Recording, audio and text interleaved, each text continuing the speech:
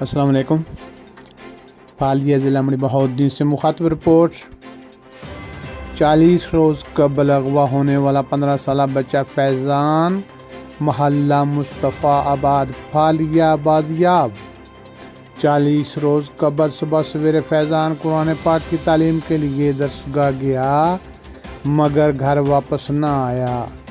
SHO تھانہ حالیہ آصف رانجھا نے مقدمہ درج کر کے جدید ٹیکنالوجی کی مدد سے مختلف مقامات پر چھاپے مارے مگر ملزمان قابو نہ آ سکے۔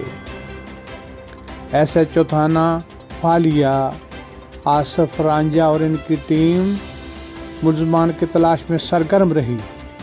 بالآخر ملزمان اغوا کر بچہ کو بازار میں چھوڑ کر فرار ہونے میں کامیاب ہو گئے۔